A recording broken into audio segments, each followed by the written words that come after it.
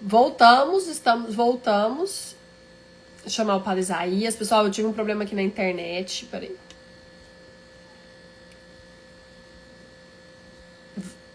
Isso, vamos avisar. Chamei o padre aqui. Pronto. Voltou. Estamos de volta. O padre está falando para nós do Evangelho de João. Hoje nós vamos estudar a primeira parte, que é a parte dos sinais, que é quando a gente se apaixona. Eu já estou encantada, eu já estou igual a Cida falou, a Cida que ele falou aqui, que nós vamos nos apaixonar. É, tem gente falando que não está conseguindo entrar novamente. Deixa eu chamar o padre aqui.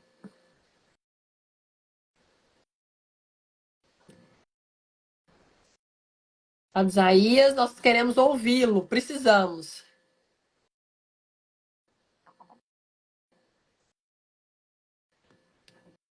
Sobre os sinais de João. E depois nós vamos estudar no próximo sábado, nós vamos continuar de João falando da hora, sobre a hora. Mas hoje nós vamos falar sobre sinais. E já está tudo separado aqui. Eu chamei o Padre Isaías, não está conseguindo participar. Que desafio. Acho que é a minha internet. Vocês estão me vendo bem? Eu estou movimentando ou minha imagem está parada? Ver solicitação. Aceitar.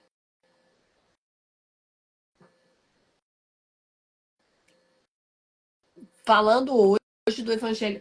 Voltou, graças a Deus, o Entrou de padre voltou. novo, Glória a voltei. Deus, glória a Deus. Sim, padre, eu estava falando que parte de João. Então, nós estamos falando do prólogo. O prólogo é como se fosse o preâmbulo. Quando a gente compra um livro, é importante a gente saber que quando a gente abre o livro, logo depois daquela capa bonita que encanta a gente na livraria, tem um prefácio. O prefácio é o momento que se dá a introdução, a preparação do leitor para poder ouvir o que o escritor trouxe para nós. Por isso, então, que na Bíblia, esse prefácio nós chamamos de prólogo, que é a preparação para poder entrarmos no texto. Então, quando nós olhamos João, e a gente vai ver que João ele é diferente, logo no começo, no preâmbulo dele, ele já é diferente, porque na teologia bíblica nós temos duas linhas teológicas que a gente chama anabática e catabática. Para ser um pouco mais claro, é a teologia alta e teologia baixa. De forma que é como se a teologia do texto bíblico fosse um U, e João é como se fosse uma parábola. Acho que no termo matemático é esse. Uma parábola.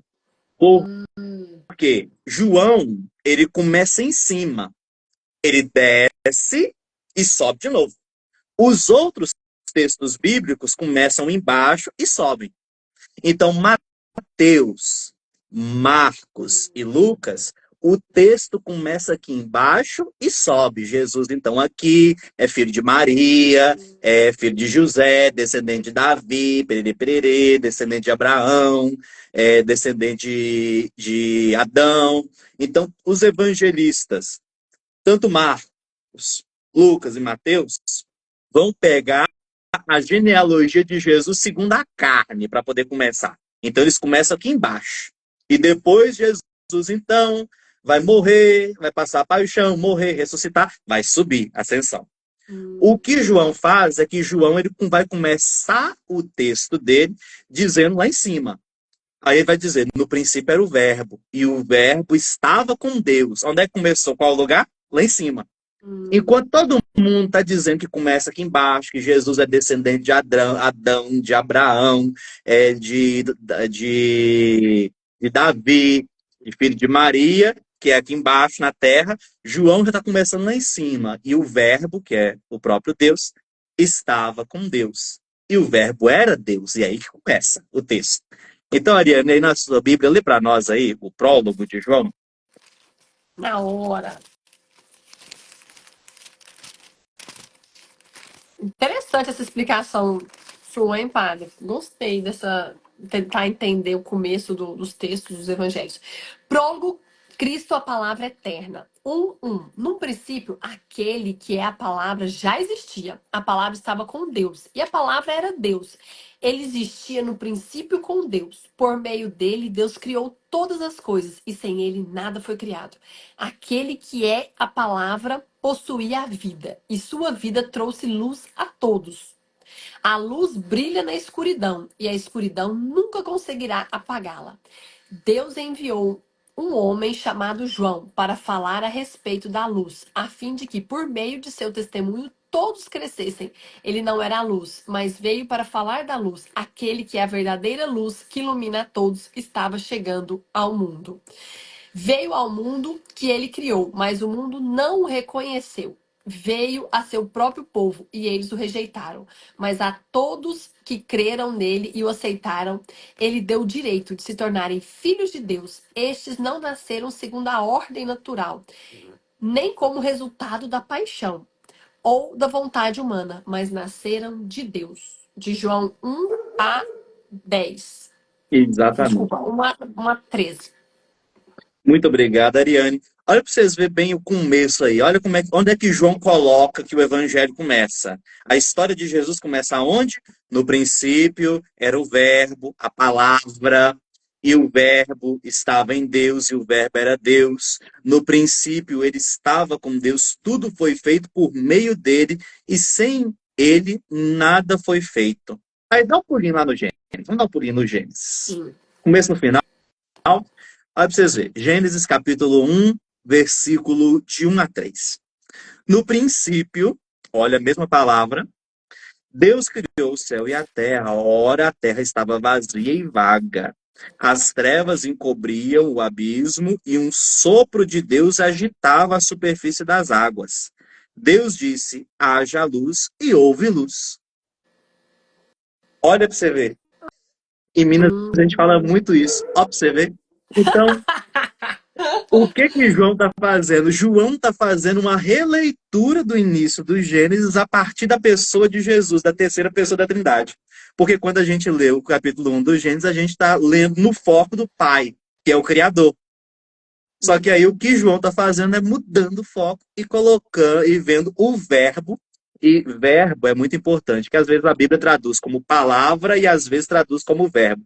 Eu gosto muito da tradução que diz que é verbo, porque no português o verbo, quando a gente vai construir uma oração, uma frase, o verbo, ele sempre vem antes do predicado.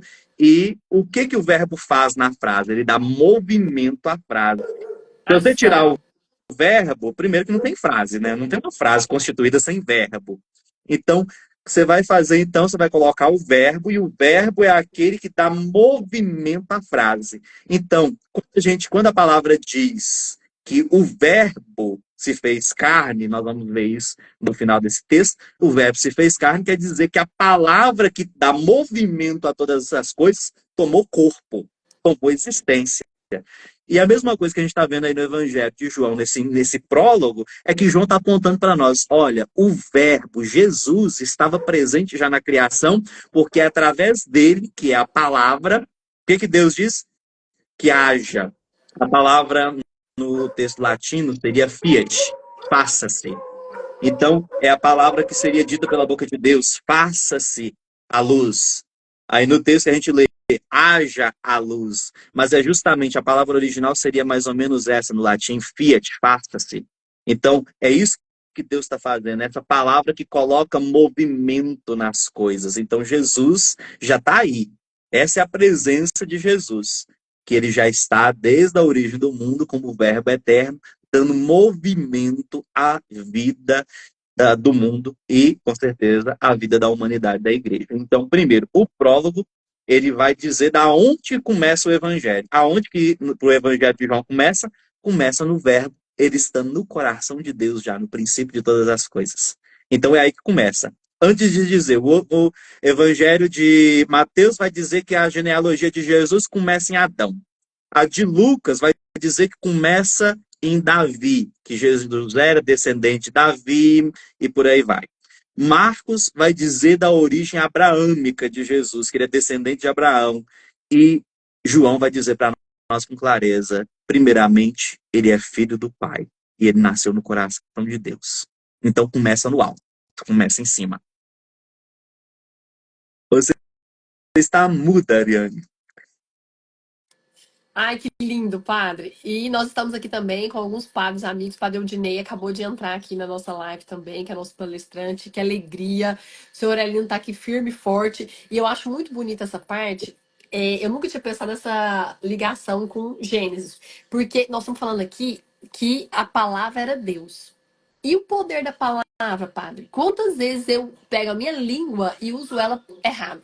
Se Deus criou o mundo com o poder da palavra, se fala que a palavra era Deus, por que que eu não uso a minha palavra, a minha boca, para construir a minha vida? Eu faço é o quê? Destruir, murmurar, reclamar. Reclamar é clamar duas vezes. Então eu reclamo da coisa ruim e eu tô chamando a coisa ruim duas vezes para minha vida. Isso aqui bateu muito forte para mim. Outra coisa que pegou sério aqui para mim é a luz brilha na escuridão. Uhum. Gente, onde tem luz, acabou a treva. Se você ficar preocupado em jogar fora uma coisa ruim, só coloca Deus. A própria luz já expulsa tudo de ruim que tem em nossa vida. Muito forte essa parte aqui, pá. Tô adorando. Doutor Alex Barros, seja bem-vindo, meu amigo. Maravilha. E a nossa caminhada vai um pouco mais à frente, porque o Evangelho de João, agora nós lemos o preâmbulo, lemos o prefácio do livro, e agora nós vamos entrar no livro. E é interessante, eu vou dizer uma coisa para vocês aqui, para vocês não esquecerem. Meu professor de Evangelho de João foi um homem muito renomado. Ele dizia, ele praticamente a Bíblia, na versão que nós temos hoje, principalmente a católica, foi ele que traduziu, o padre Konix. O Uau. padre Konix, ele traduziu a Bíblia em 90 idiomas e 70 dialetos. A gente não chamava ele de poliglota, a gente falava que ele era o pai das Não, línguas. Então, 90? Eu nunca nem 90 ouvi línguas. falar. 90 línguas, 70 dialetos, e o padre Cônix, ele falava, Vem do ele Espírito dava aula com muita Santo. Mas propriedade vem do de Espírito quem... Santo. Oi? Numa coisa dessa. Só pode vir do Espírito Santo um dom desse Com padre. Tipo, certeza. E ele tinha muita facilidade com línguas, e nas aulas ele falava pra gente assim, eu fui o primeiro tradutor da Sagrada Escritura que botou essa palavra entre vírgulas, e morria de rir, falando pra gente. E um dia ele falou para nós, brincando assim, gente, o livro dos sinais, ele é interessante porque ele me lembra Romeu e Julieta, de Shakespeare. Eu não sei se vocês sabem, mas Romeu e Julieta, que a literatura consagrou como o amor mais verdadeiro da literatura, é um amor entre um rapaz e uma moça que dura uma semana, são 7 dias. Eu não sei se vocês já perceberam isso em Romeu e Julieta, mas Romeu e Julieta é um clássico da literatura universal que relata um amor tão profundo e tão perfeito que, que chegou às consequências da morte, mas que é um amor que durou uma semana, 7 dias. Eles se conheceram na praça da igreja, no domingo de manhã, e sábado à noite morreram. Ou seja, durou 7 dias, Romeu e Julieta. O amor mais perfeito da literatura universal durou 7 dias. E o livro dos sinais é uma narrativa de 7 dias também. Então, o que também o evangelista Lucas está querendo nos dizer aí é de uma experiência do conhecimento de Jesus que foi de uma semana. Então, é uma experiência curta e muito profunda que João está nos oferecendo. Por isso, nós vamos dar o primeiro passo. Vamos a um dos sinais. O primeiro. O primeiro sinal é o das bodas de Caná, o casamento. No capítulo 2, versículo de 1 a 12, Eliane. ai, que lindo. A bodas de Caná. 3 dias depois, houve uma festa de casamento no povoado de Caná da Galileia. A mãe de Jesus estava ali e Jesus e seus discípulos também foram convidados para a celebração. Durante a festa, o vinho acabou e a mãe de Jesus lhe disse: Eles não têm mais vinho. Mulher, isso não me diz respeito, respondeu Jesus. Minha hora ainda não chegou. Sua mãe, porém, disse aos empregados: façam tudo o que ele mandar. Havia ali perto 6 potes de pedra, usados na purificação cerimonial judaica. Cada um tinha capacidade capacidade de 80 a 120 litros. Jesus disse aos empregados: encha os potes com água. Quando os potes estavam cheios, disse: agora tirem um pouco e levem ao mestre de cerimônias. Os empregados seguiram suas instruções. Ok, obrigado, Ariane. Vejam bem, olha o que está acontecendo. Nós pegamos uma parte mais próxima, mais reduzida do texto, só para a gente poder ver que os detalhes principais estão aí. Depois nós vamos retomar um pouquinho mais à frente, mas só para eu poder enxugar esse texto. Vejam bem, o relato primeiro está acontecendo no terceiro dia já. E vejam que Jesus ele vai a um casamento em Caná da Galileia. A mãe de Jesus também estava lá. Durante o casamento se faltou então o vinho. A festa judaica no tempo de Jesus durava 7 dias. Então, as nossas festas de casamento hoje em dia, se durarem 4 horas, 6, é muito. Na época de Jesus, a festa judaica do casamento, ela durava 7 dias. Era uma festa mais alongada, mais demorada. E com isso, precisava-se ter vinho suficiente, porque o vinho para o povo de Israel é o símbolo da alegria da festa. Então, uma festa sem vinho é uma festa sem alegria. Então, o povo, quando falta o vinho, quer dizer que aqueles convidados serão envergonhados publicamente. E que faltou a alegria. Então, quando Maria está dizendo, eles não têm mais vinho, está querendo dizer de maneira mais clara para nós, vai faltar acabando a alegria. Não tem mais alegria, acabou. Não é a alegria da embriaguez, é a alegria da celebração da vida e da união de um homem e de uma mulher. Por isso, então, que a celebração das bodas de Caná é a celebração da vida, da alegria, da união de um homem com uma mulher. E olha para você ver, nós temos que olhar, eu falo muito ó para você ver, mas é coisa de mineiro, tá? Então, quando a gente olha, por exemplo, a numerologia, vamos ver aí.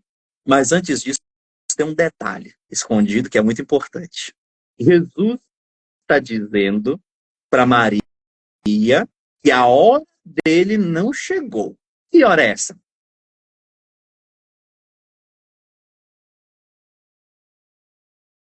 Exatamente, Ariane. Fiz sua leitura labial. É a hora da sexta-feira da paixão. Essa é a hora dele. Por isso que quando Maria está falando de vinho, Jesus vem respondendo com uma coisa que não tinha nada a ver com a outra. Né? Dá para a gente pensar que Jesus está falando uma coisa que tem nada a ver com a outra. Só que Jesus está falando da hora dele. E qual vai ser o nome do segundo livro de João? Livro da Hora. Por isso que o livro da Hora é o livro que nós damos início à caminhada da Semana Santa, porque o livro da Hora, ele começa na caminhada de Jesus, na subida de Jesus para Jerusalém. Nós vamos ver isso depois, mas que o livro dos sinais vai ser a semana de preparação que Jesus está nos oferecendo sobre a sua vida pública. Então, o livro da hora se refere justamente a essa hora que Jesus está dizendo para Maria, a minha hora ainda não chegou. Mas o que uma coisa tem a ver com a outra? Nós vamos entender um pouco à frente. A tradição dos judeus dizia, então, que se tinha que ter odres para a purificação. A purificação do vinho é o que nós chamamos hoje de processo de decantação do vinho. A gente não abre a garrafa de vinho e sai servindo o vinho do nada. Existe, hoje em dia, aquilo que chama os jarros de decantação, que são uns jarros bonitos que você coloca o vinho, para o vinho poder oxigenar. Então, antes da gente servir o vinho, primeiro a gente coloca ele para oxigenar, para depois oferecer para a pessoa. Para quê? Para que o vinho possa, então, fazer com que todo o seu aroma, toda a sua essência venha à tona, para a pessoa poder saborear mais o vinho, né? Então, quase uma aula de sommelier de vinho aqui. Então, o que acontece? Tem, então, para processo de purificação, decantação do vinho, tem ali, então, 6 odres preparados. E o texto bíblico fala que eles têm em média 80, 120 litros. Então você já imagina que quantos litros são necessários para poder manter uma festa de 7 dias. Vamos supor que seja mais ou menos ali por volta de pelo menos 100 litros para cada dia. Então, o que está acontecendo? A numerologia 6 na Bíblia não tem um significado estabelecido, apropriado. Isso faz com que o 6 seja um número de incompletude, está faltando alguma coisa. E a gente vê com clareza, quando a gente olha o livro do Gênesis, Deus criou o mundo em 6 dias e no sétimo descansou. Então, é necessário que tenha um sétimo. O que está acontecendo é que, quando Jesus está falando que a hora dele ainda não chegou, Jesus está se referindo à sétima talha. Aí a Ariane fica perplexa. É justamente porque a minha hora não chegou, então Jesus prepara as 6 talhas de vinho, só que a última ainda não estava pronta, porque a última talha de vinho só seria aberta e derramada e oferecida na sexta-feira da paixão, nas 3 horas da tarde, porque Jesus é a sétima talha de vinho que vai ser aberta. Por isso Ah, que quando, Ariane, lá no capítulo 19, o soldado, vendo que Jesus já estava morto, pega uma lança e transpassa ao lado de Jesus, que sai sangue e água. Jesus é a talha, a sétima que estava faltando. O que acontece é que quando Jesus está falando para Maria, a minha hora não chegou, Jesus estava falando da sétima talha, que não estava pronta naquele momento, mas que haveria de estar pronta na hora certa. E que aquela não era a hora.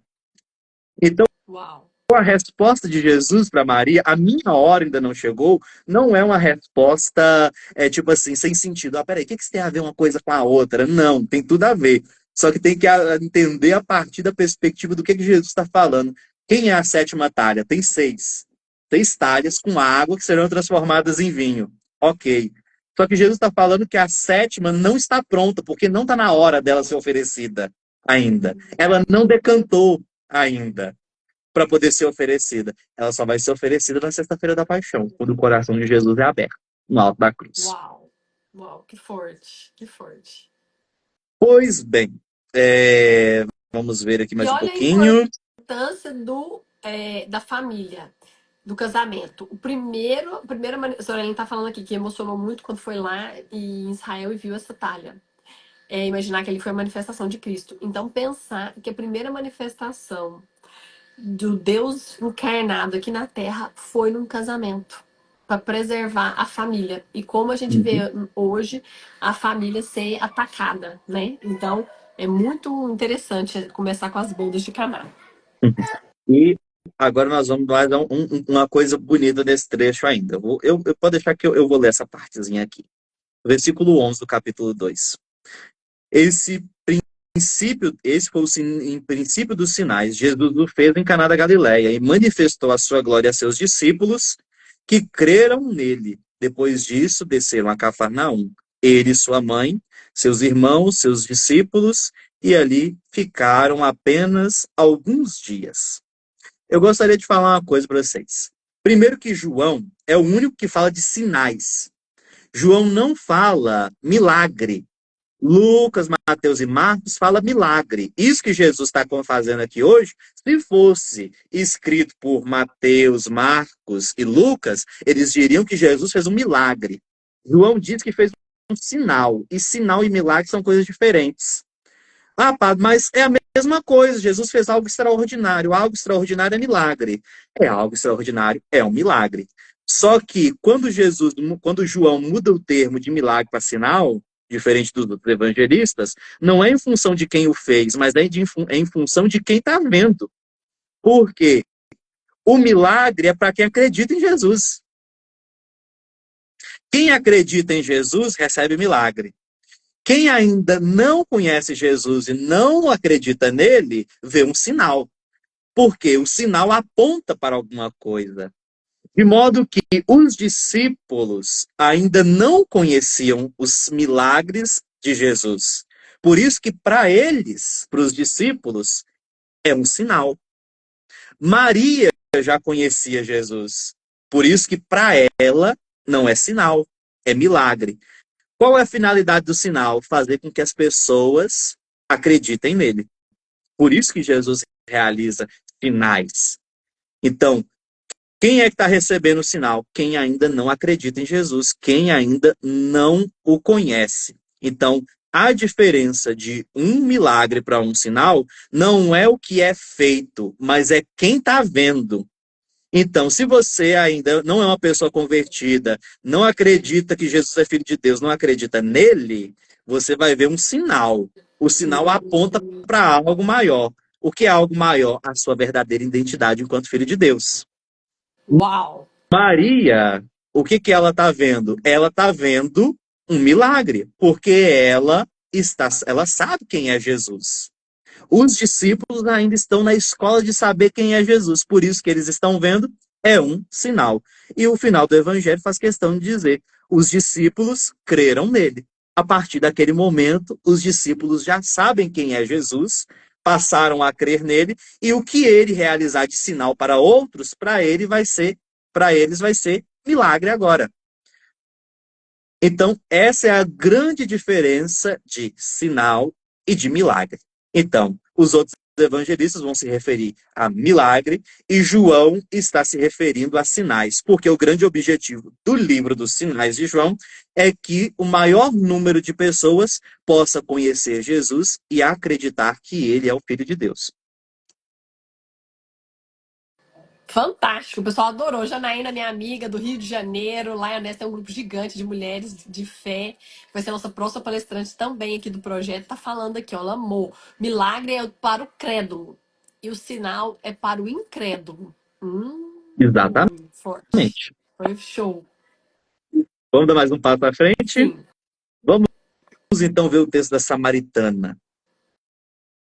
Samaritana no Poço. E nós vamos ver que é um espetáculo. Aí está dividido diferente, Ariane. Então, capítulo 4, versículo de 5 a 30. E depois do 39 ao 42. É um texto mais longo. tá. Do 5. Chegou ao povoado samaritano de Sicar, perto do campo que Jacó tinha dado a seu filho José. O poço de Jacó ficava ali. E Jesus, cansado da longa caminhada, sentou-se junto ao poço, por volta do meio-dia. Pouco depois, uma mulher samaritana veio tirar água e Jesus lhe disse: Por favor, dê-me um pouco de água para beber. Naquele momento, seus discípulos tinham ido ao povoado comprar comida. A mulher ficou surpresa, pois os judeus se recusam a ter qualquer contato com os samaritanos. Você é judeu? Eu sou uma mulher samaritana, disse ela a Jesus. Como é que me pede água para beber? Jesus respondeu: Se ao menos você soubesse que presente Deus tem para você e com quem está falando, você me pediria que eu lhe daria água viva.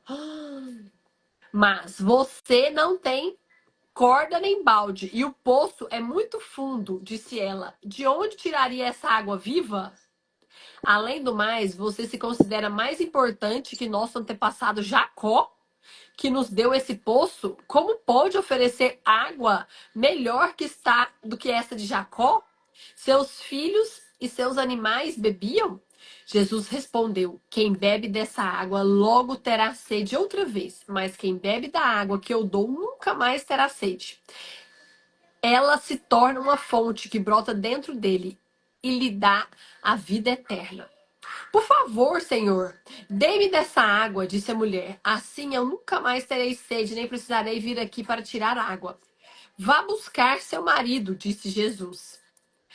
Não tenho marido, respondeu a mulher. Jesus disse: É verdade, você não tem marido, pois teve 5 maridos e não é casada com o homem com quem vive agora. Certamente você disse a verdade. O Senhor deve ser profeta, disse a mulher. Então, diga-me, por que os judeus insistem que Jerusalém é o único lugar de adoração? Enquanto nós, os samaritanos, afirmamos que é aqui, no Monte Gerizim, onde nossos antepassados adoraram, Jesus respondeu: Creia em mim, mulher. Está chegando a hora em que já não importará se você adora o Pai neste monte ou em Jerusalém. Vocês, samaritanos, sabem muito pouco a respeito daquele a quem adoram. Nós adoramos com conhecimento, pois a salvação vem por meio dos judeus. Mas está chegando a hora, e de fato já chegou, em que os verdadeiros adoradores adorarão o Pai em espírito e em verdade. O Pai procura pessoas que o adorem desse modo, pois Deus é espírito e é necessário que seus adoradores o adorem em espírito e em verdade. A mulher disse: Eu sei que o Messias, aquele que é chamado Cristo, virá. Quando vier, ele nos explicará tudo. Então Jesus disse: Sou eu, o que fala com você. Naquele momento, seus discípulos voltaram, ficaram surpresos de encontrá-lo falando com a mulher. Mas nenhum deles se atreveu a perguntar o que o Senhor quer ou por que conversa com ela. A mulher deixou sua vasilha de água junto ao poço e correu de volta para o povoado, dizendo a todos: Venham ver o homem que me disse tudo o que eu já fiz na vida. Será que não é ele o Cristo? Então as pessoas saíram do povoado para vê-lo. Que encontro! Que encontro lindo. Agora eu vou fazer a grande revelação para vocês. Primeiro, que o relato do poço é um relato muito interessante, porque o relato do poço, na cultura judaica, primeiro, uma mulher não vai meio-dia ao poço. Aonde uma mulher está ao meio-dia, normalmente, desculpa, ainda nessa imagem, ainda um pouco patriarcal ainda da Sagrada Escritura, aonde normalmente uma mulher estaria meio-dia, Ariane? Peraí. Fazendo almoço. Ela estaria em casa fazendo almoço. Só que essa mulher não está em casa. Ela está no poço. O poço, na literatura bíblica, tem algo muito interessante, porque o poço é o lugar do encontro dos namorados.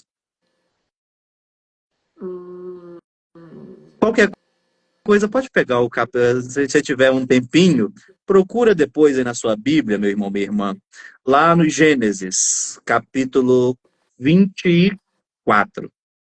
O encontro de Isaac com Ah, Rebeca é como se tivesse reescrito o encontro de Isaac com Rebeca no poço, nesse capítulo 4 de João. É praticamente a mesma estrutura literária, é quase igual a narrativa, que as moças elas se encontram com os rapazes no poço para poder namorar, para poder conhecer. É o momento de conhecer. É por quê? Porque uma mulher que ela vai ao poço meio-dia é uma mulher que ela está desimpedida. Então, quando ela vai ao poço, ela está dizendo que ela não tem um marido para poder cuidar. E Jesus diz no texto também, prestar bem atenção, que essa mulher teve 5 maridos. E o que ela tem ainda não é dela. e ela tava Quantos no maridos, poço, então? procurando. Tava lá no poço procurando. Exato. O que essa mulher, então? Ela teve quantos maridos? 5 mais O outro não era considerado ainda direito, mas tecnicamente amparava ela. Então ela tinha 6. Veja bem aqui. O termo bíblico que é usado para marido é baás, senhores. Por isso que mesmo na cultura patriarcal, a palavra que aparece na tradução original é Baal. Onde está o teu Baal? Teu Baal é o teu marido, teu senhor, onde que está? Aí, então, ela toda sem palavras para poder dizer. Primeiro, Jesus pergunta que ela está no poço, meio-dia, não era hora dela estar ali. Cadê teu Baal, teu marido? Aí, então, ela vai toda cheia de jeito, caçar uma forma de explicar para Jesus, então. Aí Jesus vai fazer a profecia, olha, você teve 5 maridos, o que você tem hoje não é teu. Aí, uma outra coisa importante para nós ver aqui é que o que Jesus está fazendo com a samaritana é fazendo um pedido para ela. Ela está pedindo, ele está pedindo água. Só que os judeus e os samaritanos não se dão, porque os samaritanos são um outro povo, que é um povo que não aceitou os preceitos da lei que diziam que judeus só poderiam se casar com judeus. Os samaritanos são um povo que surge da mistura de um judeu com um outro povo vizinho. Ou seja, é um povo que ficou impuro pela mistura com outro. Por isso, os judeus não se dão com os samaritanos, mas que eles partilham a mesma fé no Deus de Israel. Então, o que a gente vê no relato da samaritana no poço é que ela é uma pessoa que está fazendo uma experiência matrimonial. O Baal, ela não tem um Baal, ela não tem um Senhor. De forma que em alguns outros textos, quando nós falamos do marido do Baal, nós estamos falando de qual é o seu Deus, quem que você adora. E ela vai dizer, olha, eu já tive tantos Baais, mas o que eu tenho hoje também não é meu. Então Jesus se apresenta para ela como o marido dela, o sétimo marido. Então é um relato que é matrimonial que está acontecendo. É um encontro matrimonial e Jesus diz para ela, olha, você teve 5 maridos, e o sexto que você tem hoje também nem é seu. E Jesus oferece água para ela, que é aquilo que justamente marca o vínculo de que eles podem, então, ter uma proximidade um com o outro. Só que quando a gente fala do relato matrimonial, não é a proximidade afetiva, mas é a proximidade espiritual, de comunhão um com o outro. Então, Jesus está se apresentando como o Deus verdadeiro da vida dela, como o seu Senhor, como o marido. Porque a relação do povo de Israel com Deus é de uma experiência matrimonial. Então, quando o povo reza, eles estão rezando a Deus como uma experiência de uma aliança matrimonial, semelhança de uma aliança matrimonial que estão vivendo. Então, o relato da samaritana no poço é o relato de uma mulher que está fazendo uma experiência matrimonial com Jesus. A Com igreja é a Jesus, com noiva que aguarda o seu exatamente. noivo. A igreja é a noiva de Jesus. Então é essa experiência que essa mulher está vivendo no poço hoje. Ela encontrou o marido verdadeiro, que é o Deus de Israel, que é Jesus. Ela encontrou o Preenche casamento certo. todo vazio. Quantas pessoas estão vivendo um vazio interior por falta de Jesus? Se encontrar Exatamente. Jesus, acaba todo o vazio existencial. É muito forte. Muito forte e muito profundo a gente vê isso. Porque é aí que a gente compreende a profundidade da missão do chamado de Jesus para a vida de cada um de nós. O desejo de Jesus é que Jesus deseja ser aquele amor em nossa vida, a qual nós não teremos necessidade de nenhum outro, porque ele irá abarcar tudo em nós. Por isso que ele promete que, olha, eu serei a água viva na sua vida, e você não terá mais sede. Você não precisará procurar outros amores, porque eu te oferecerei um amor que te preencherá completamente. Uau! É um relato matrimonial, literalmente é um casamento da samaritana com o Deus verdadeiro. Uau!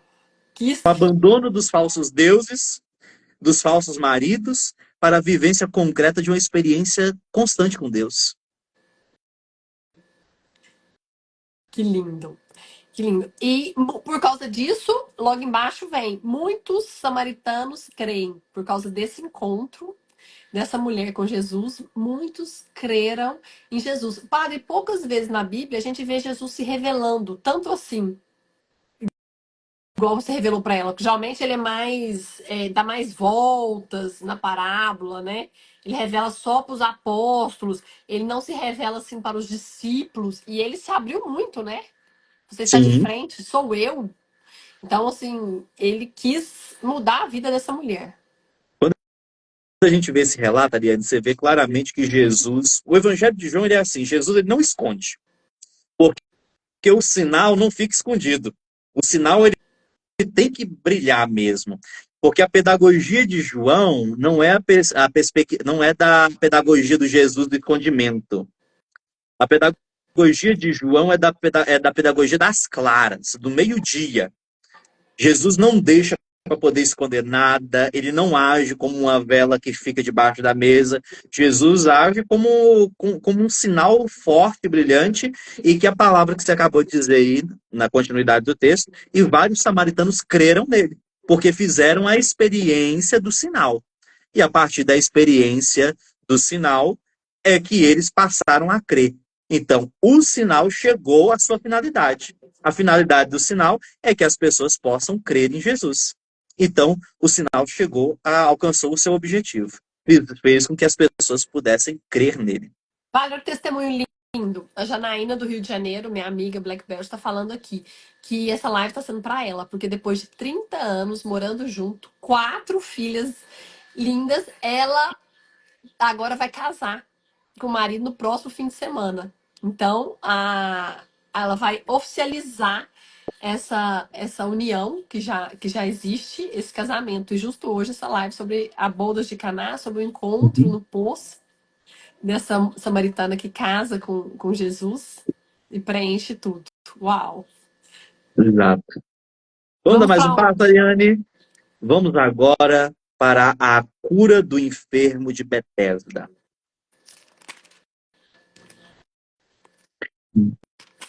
No capítulo 5 do Evangelho de João,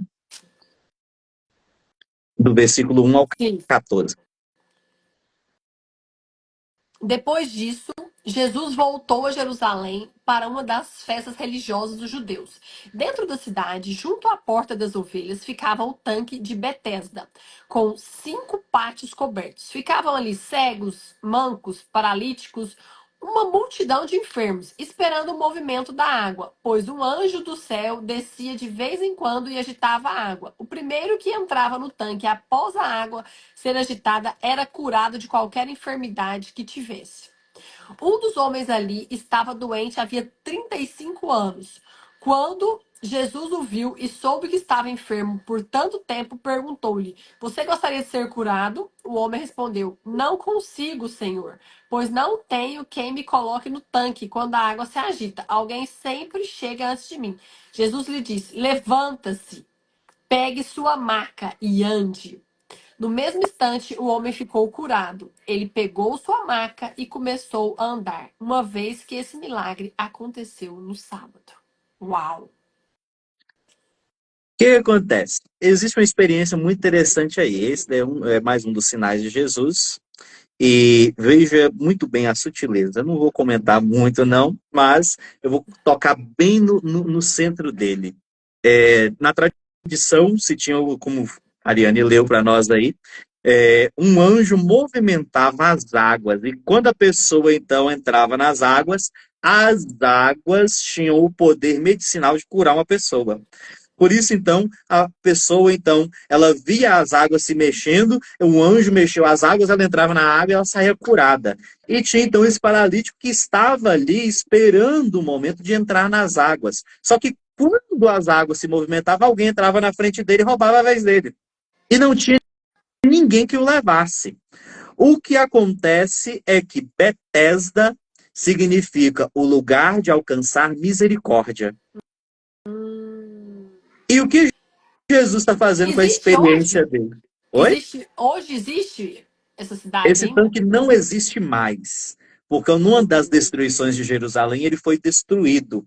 Hum, E o que acontece então é que quando a pessoa ia entrar na frente dele, quando ele ia entrar na água, a pessoa passava na frente dele e ele não conseguia, e não tinha ninguém para carregar ele. O que acontece então é que Jesus faz uma experiência do encontro com ele. Porque qual é a experiência do encontro desse enfermo com Jesus? Primeiro que ele não precisa entrar na água, porque ele queria entrar na água para poder alcançar a cura que ele queria.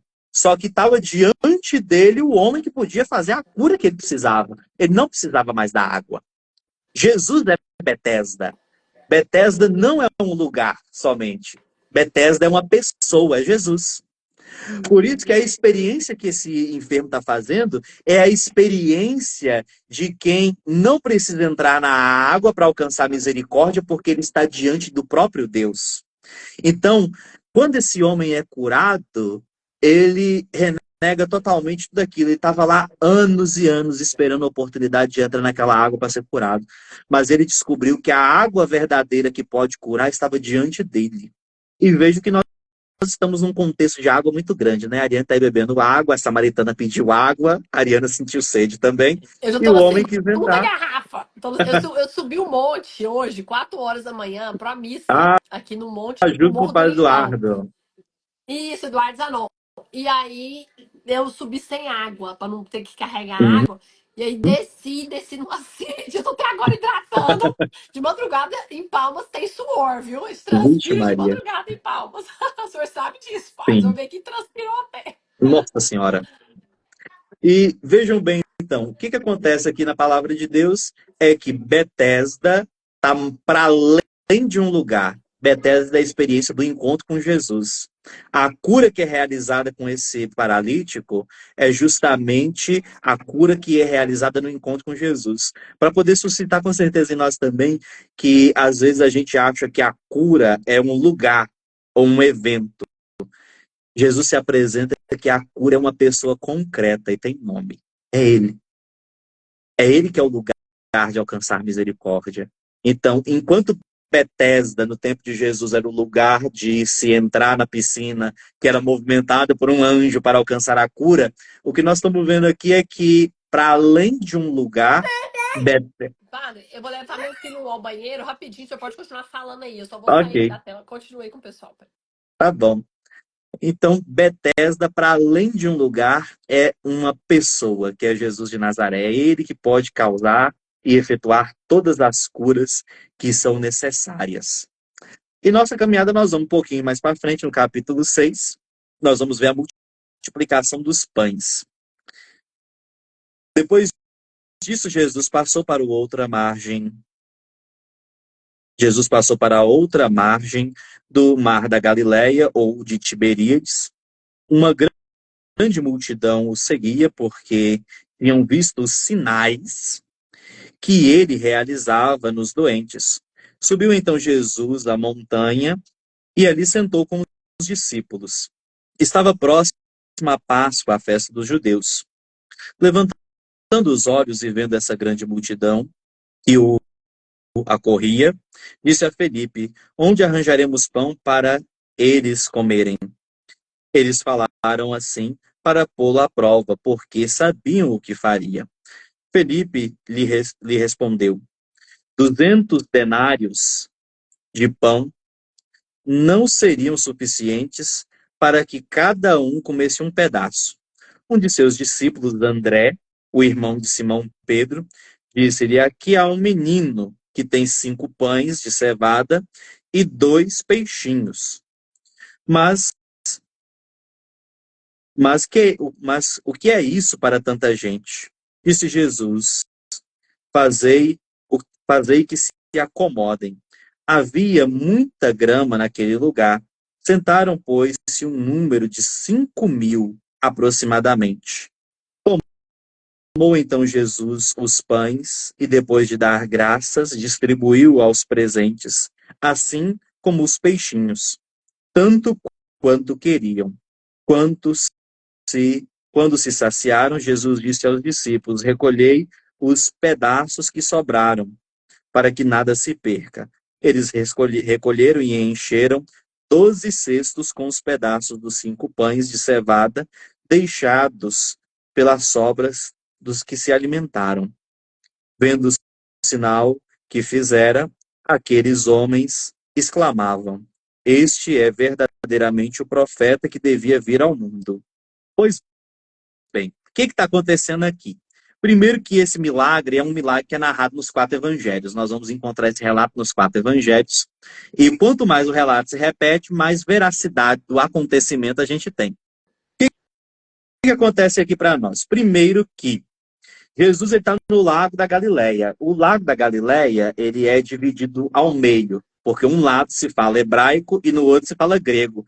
De forma que quando a gente fala do Lago da Galileia ou do Lago de Tiberíades, Mar da Galileia ou Mar de Tiberíades, a gente está falando primeiramente de um lago.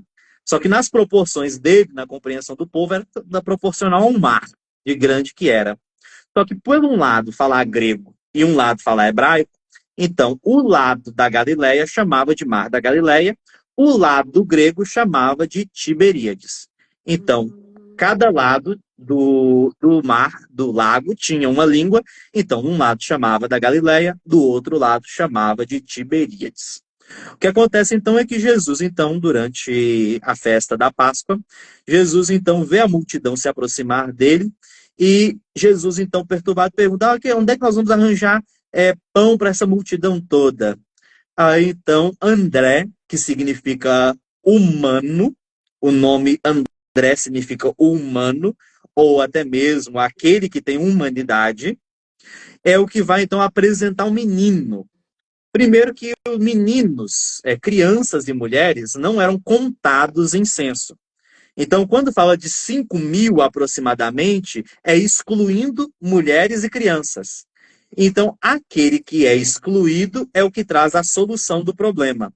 Então, o menino chega para Jesus com os 5 pães e 2 peixes. Quando a gente fala o peixe, não é o peixe fresco, tá, gente? No Mediterrâneo, e assim como na África, em algumas regiões aqui do Brasil também, a gente tem a cultura do peixe seco. Então você mata o peixe, salga o peixe, coloca o peixe para secar. E em tempo que você quiser, você come o peixe.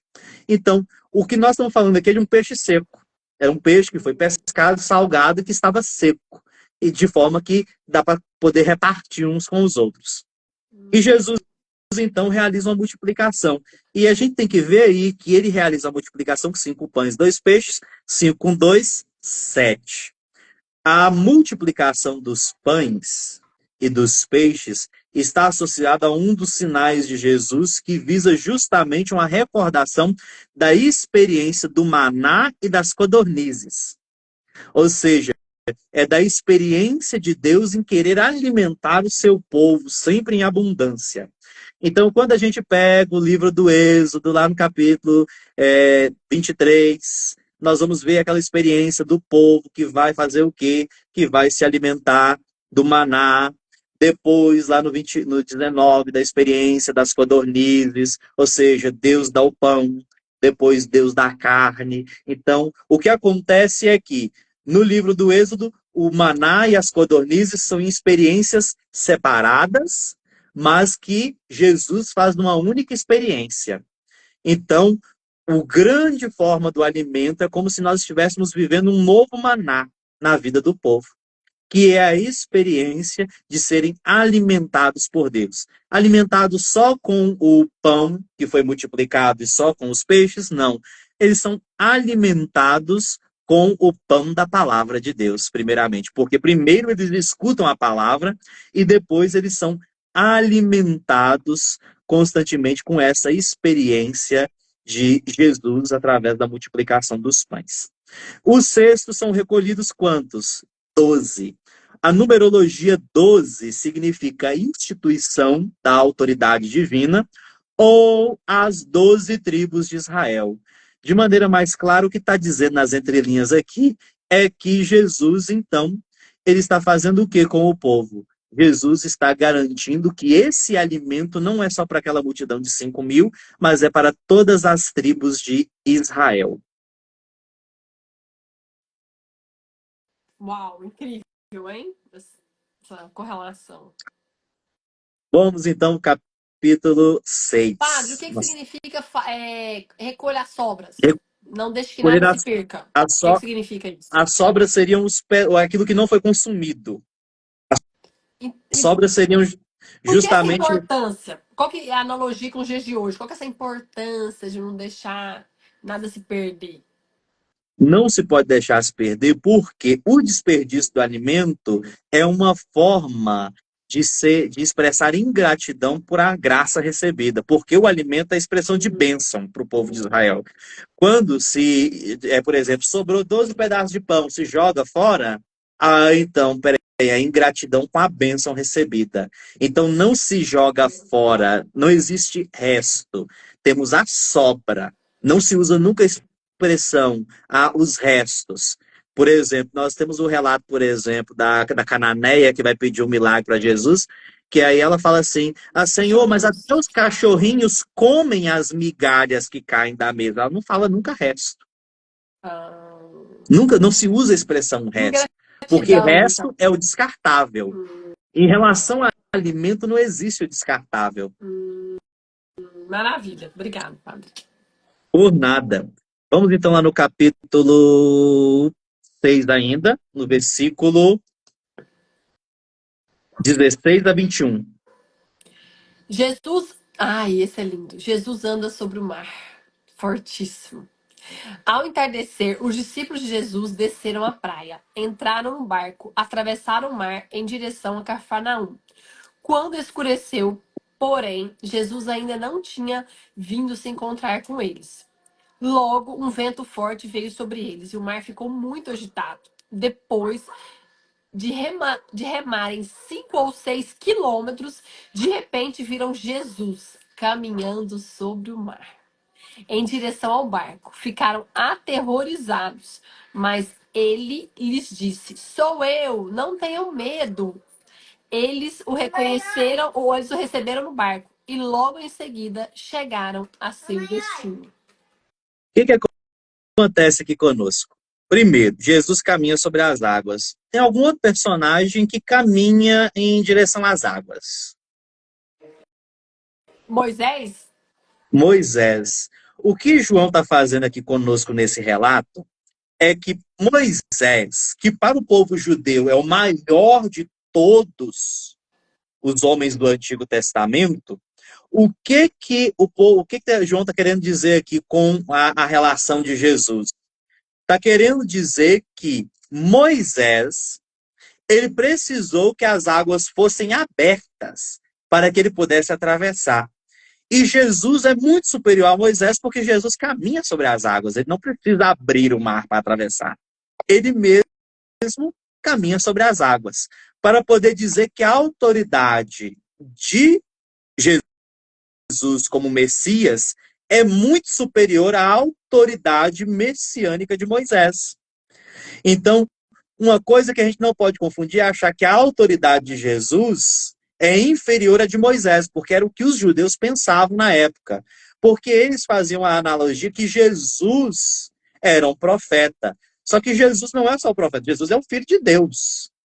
E quando associavam a pessoa de Jesus, eles colocavam Jesus como sendo um patamar de profeta inferior ao que foi Moisés.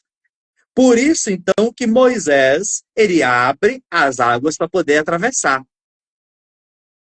Enquanto que Jesus vai caminhar sobre as águas, para poder dizer que a experiência de Jesus e a autoridade dele é superior à de Moisés. Então, quando nós olhamos esse relato bíblico, a gente tem que compreender que o que Jesus está fazendo é uma catequese para os discípulos compreenderem o lugar a sua posição e a sua autoridade. Enquanto Moisés está abrindo as águas para poder passar a pé enxuto com o povo, Jesus fala assim: eu não preciso abrir as águas, eu vou caminhar sobre elas. E Jesus caminha. Em outras passagens, nós vamos encontrar que Pedro também quer ir ao encontro de Jesus caminhando. Mas não no livro de João. Oi? Não no livro de João. João não faz questão de mostrar esse relato porque não tem necessidade.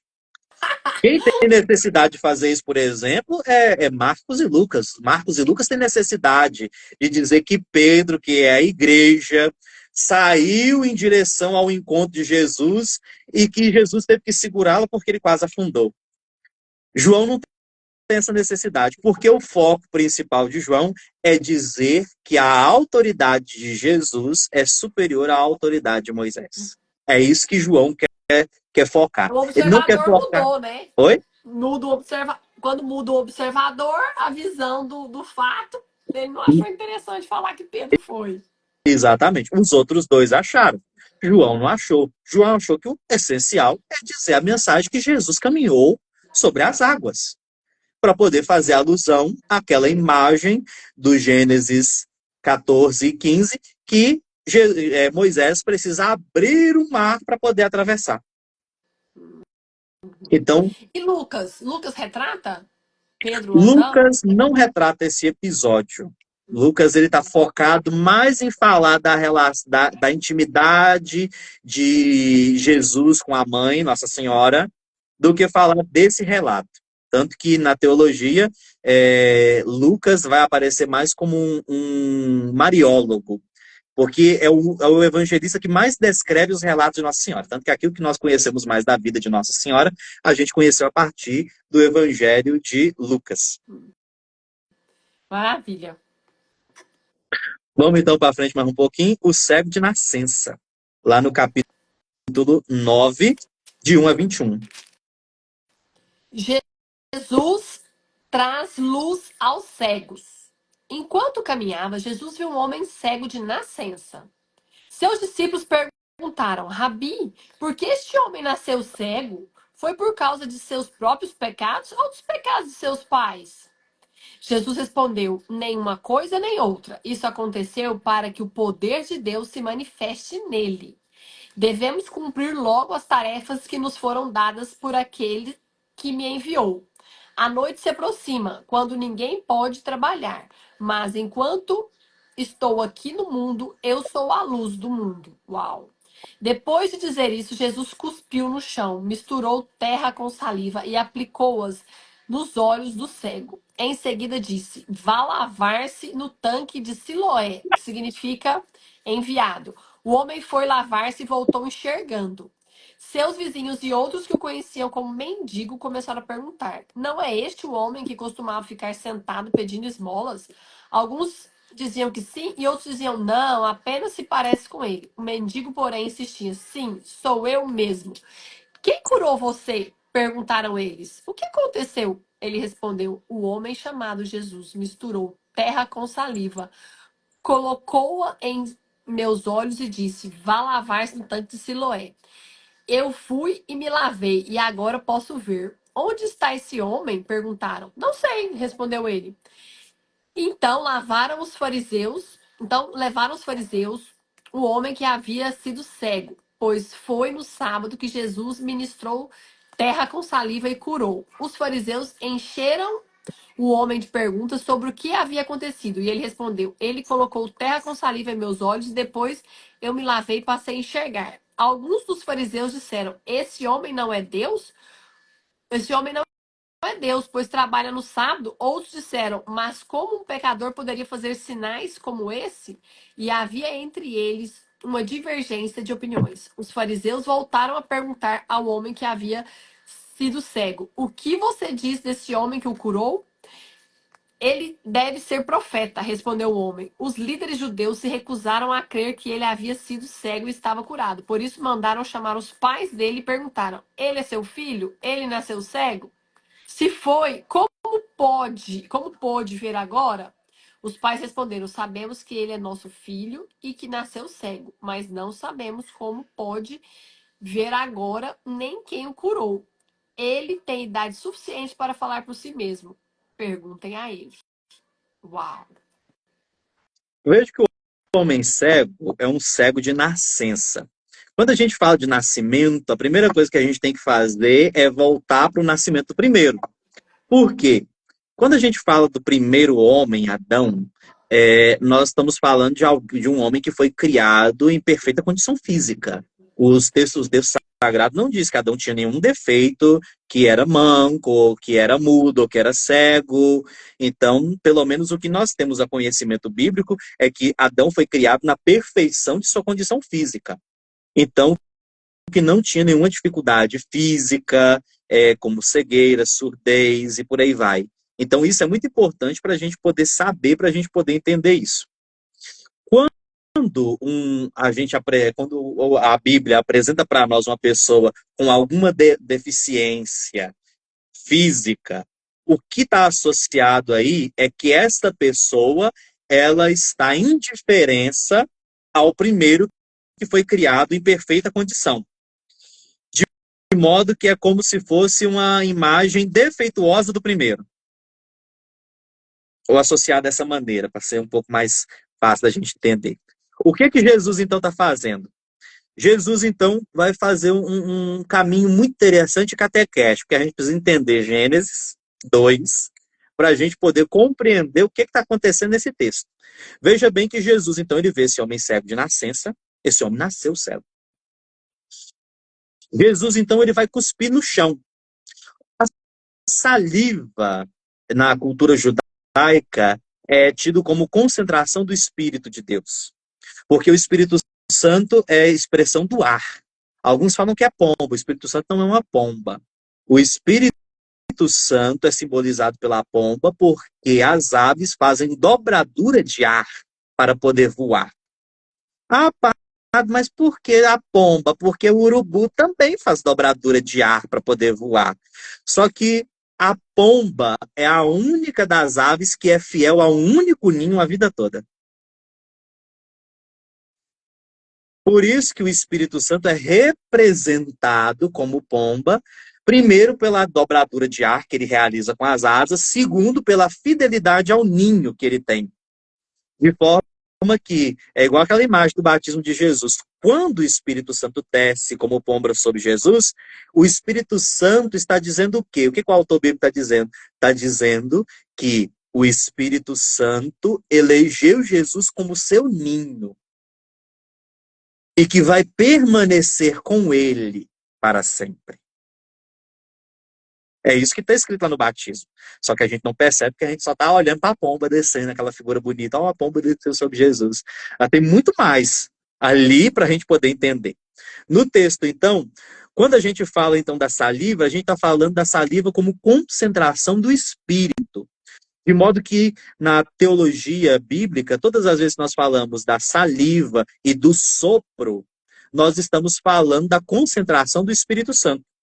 Jesus, então, ele cospe no chão e faz lama. Aí nós temos que voltar a Gênesis 2. Gênesis 2, Deus vai criar o primeiro homem do quê?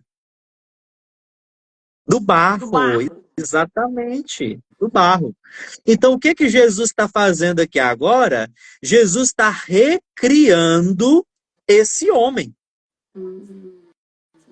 Ele está pegando aos modelos da criação do primeiro, que foi modelado do barro, em uma condição perfeitíssima, e está pegando esse homem que é cego de nascença e reestabelecendo nele a, a condição mais íntegra da sua condição física, está restabelecendo a criação. É como se ele estivesse reestabelecendo aquilo que foi criado uma vez. Por isso, então, Jesus faz lama e aplica essa lama naquilo que estava imperfeito fisicamente nesse homem, para poder, então, restabelecê-lo. Uau, nunca escutei isso, padre. Eu escutei da saliva, mas nunca escutei do que significava o barro. Uau, forte. Amei.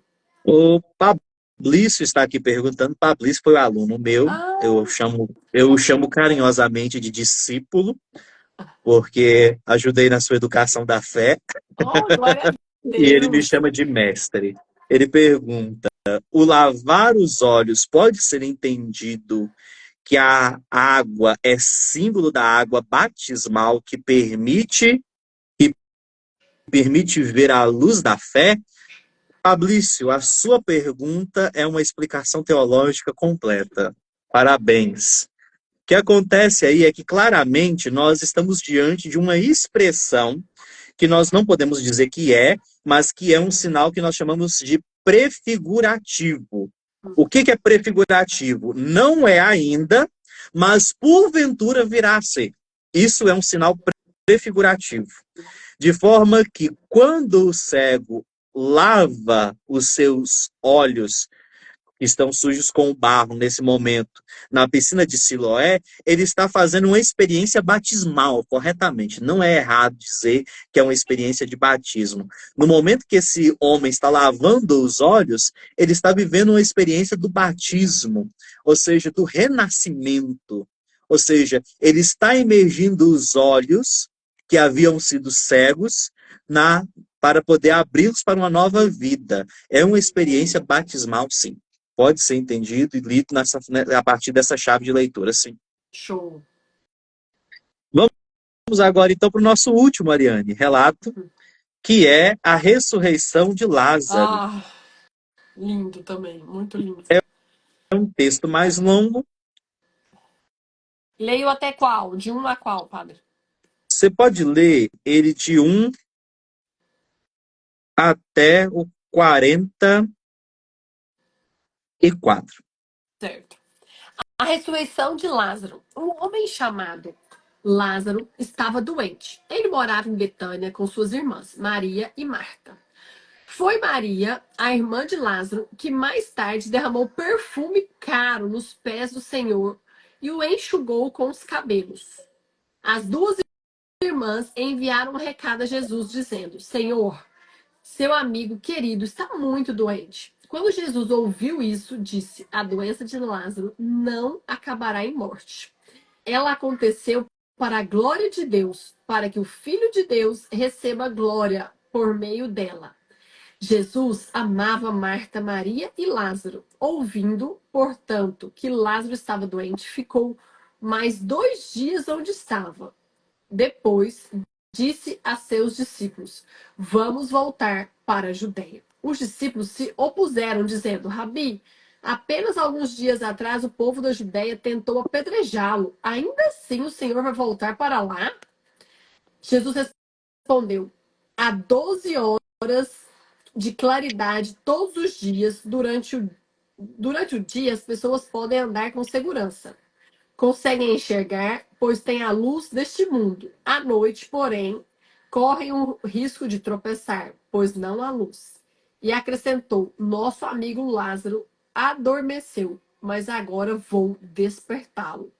Os discípulos disseram: Senhor, se ele dorme, é porque logo vai melhorar. Pensavam que Jesus falava apenas do repouso do sono, mas ele se referia à morte de Lázaro. Então, ele disse claramente: Lázaro está morto. E por causa de vocês, eu me alegro por não ter estado lá, pois agora vocês vão crer de fato. Venham, vamos até ele. Tomé, apelidado de Gêmeo, disse aos outros discípulos: Vamos até lá, também para morrer com Jesus. Quando Jesus chegou a Betânia, disseram-lhe que Lázaro estava no túmulo havia 4 dias. Betânia ficava a cerca de 3 quilômetros de Jerusalém, e muitos moradores da região tinham vindo consolar Marta e Maria pela perda do irmão. Quando Marta soube que Jesus estava chegando, foi ao seu encontro. Maria, porém, ficou em casa. Marta disse a Jesus: Se o Senhor estivesse aqui, meu irmão não teria morrido. Mas sei que, mesmo agora, Deus lhe dará tudo que pedir. Jesus lhe disse: Seu irmão vai ressuscitar. Sim, respondeu Marta. Ele vai ressuscitar quando todos ressuscitarem no último dia. Então Jesus disse: Eu sou a ressurreição e a vida. Quem crê em mim viverá, mesmo que depois de morrer. Quem vive e crê em mim jamais morrerá. Você crê nisso, Marta? Sim, Senhor, respondeu ela. Eu creio que o Senhor é o Cristo, o Filho de Deus, aquele que veio ao mundo da parte de Deus. Em seguida voltou para casa, chamou Maria à parte e disse: O mestre está aqui e quer ver você. Maria se levantou de imediato e foi até ele. Jesus tinha ficado fora do povoado, no lugar onde Marta havia se encontrado com ele. Quando as pessoas que estavam na casa viram Maria sair apressadamente, imaginaram que ela ia ao túmulo de Lázaro chorar e a seguiram. Assim que chegou ao lugar onde Jesus estava e o viu, caiu a seus pés e disse: Senhor, se o Senhor estivesse aqui, meu irmão não teria morrido. Quando Jesus viu Maria chorar e o povo também sentiu profunda indignação e grande angústia, onde vocês o colocaram? Perguntou. Eles responderam: Senhor, venha e veja. Jesus chorou. As pessoas que estavam por perto disseram: Vejam como ele o amava. Outros, porém, disseram: Este homem curou um cego. Não poderia ter impedido que Lázaro morresse? Jesus, sentindo-se novamente indignado, chegou ao túmulo, uma gruta com uma pedra fechando a entrada. Rolem a pedra para o lado, ordenou. Senhor, ele está morto há 4 dias, disse Marta, a irmã do falecido. O mau cheiro será terrível. Jesus respondeu: Eu não lhe disse que se você cresce, veria a glória de Deus? Então, rolaram a pedra para o lado. Jesus olhou para o céu e disse: Pai, eu te agradeço porque me ouviste. Tu sempre me ouves, mas eu disse isso por causa de todas as pessoas que estão aqui, para que elas creiam que tu me enviaste. Então Jesus gritou: Lázaro, venha para fora. E o morto saiu com as mãos e os pés presos com faixas e o rosto envolto num pano. Jesus disse: Desamarrem as faixas e deixem-no ir. Uau!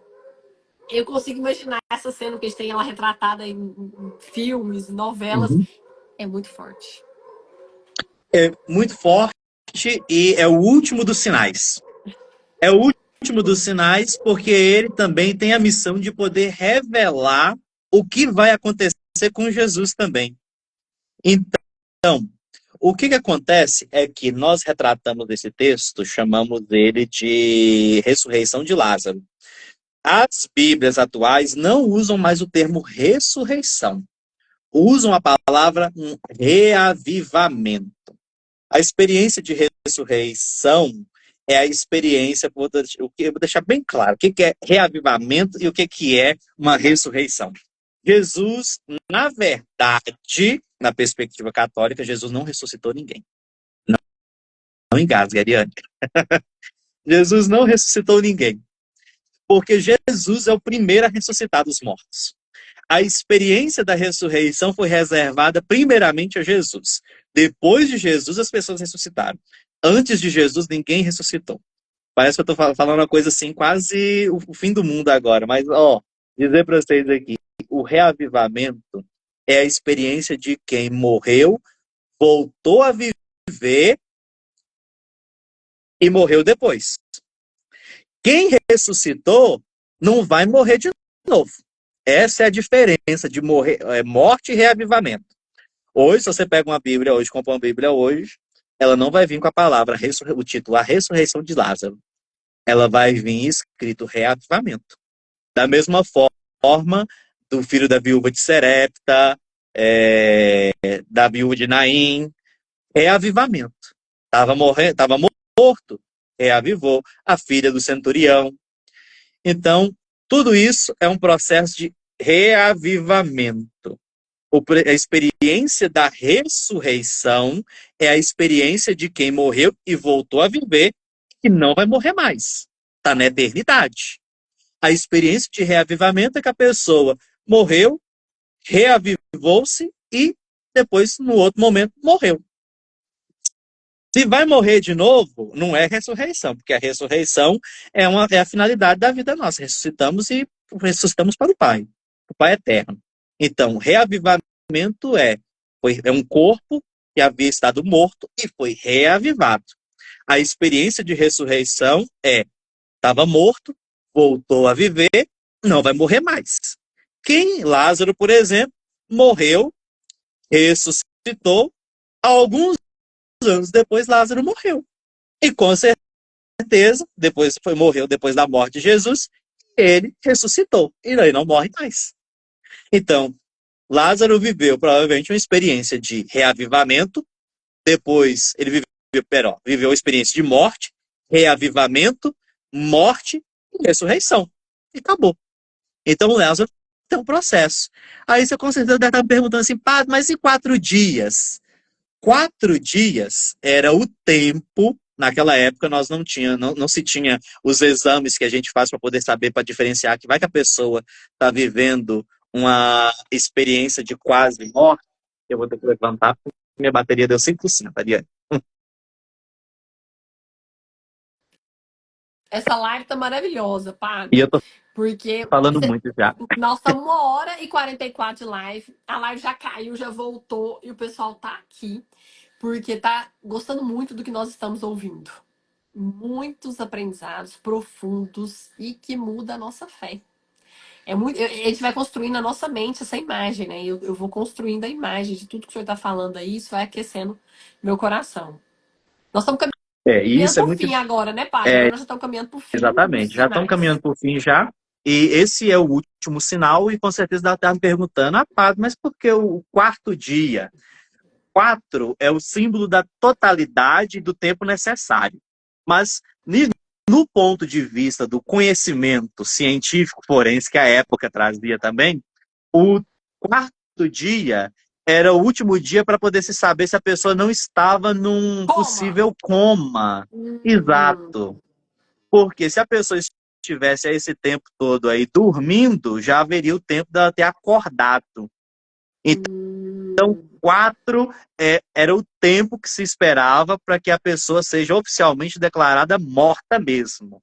Então, quando diz que era o 4º dia, é porque evidentemente estava morto. E 4 é o tempo necessário. Tempo necessário necessário para quê? Para a experiência de Deus. Então, Jesus poderia muito bem ter chegado mais cedo, mas ele esperou 2 dias para depois ir. Você viu muito bem no relato. Ou seja, Jesus espera o tempo oportuno para poder atuar. Não é no tempo que a gente quer, não é no tempo que mandaram chamá-lo, é no tempo de Deus, é no tempo oportuno para a graça. Então, o que Lázaro quer dizer para nós? Lázaro quer dizer justamente para nós que a gente tem que esperar o tempo oportuno de Deus, para que ele realize o que tem para fazer na nossa vida. Não é no tempo que você manda chamar ele. Não é no tempo Uau, que você está gritando, pedindo. É no tempo que ele vai até você. Então, uau. espera, porque no tempo certo ele vai agir. Então, na proposta então desse livro dos sinais, Ariane, foi justamente isso. A gente vê esse caminho que Jesus abriu através desses 7 sinais e nos apontou o caminho para a gente poder chegar até Jesus. O próximo livro é o livro da hora.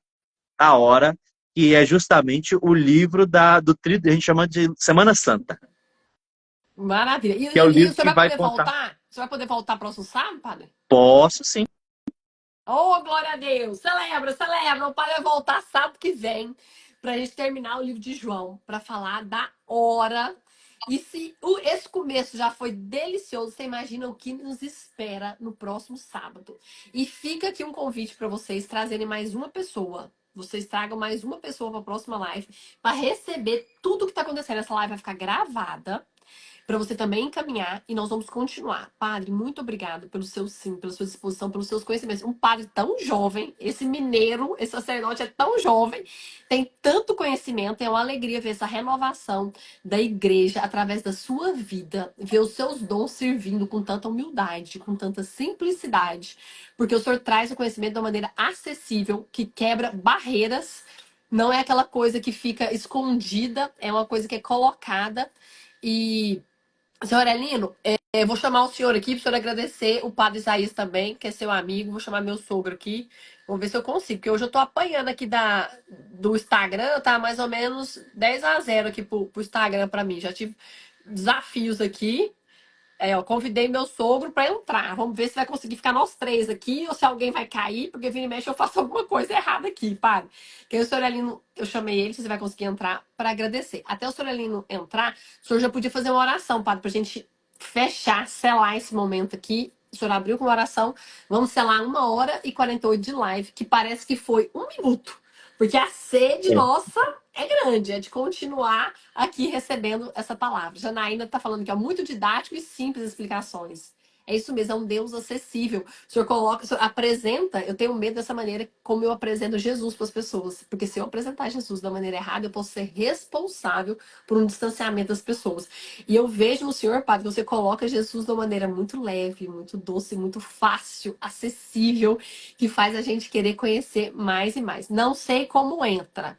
Soraya, então nós vamos nos preparar para entrar na próxima. Eu mandei o convite para o senhor aí, eu acho que eu tinha que aceitar esse convite, não está conseguindo participar.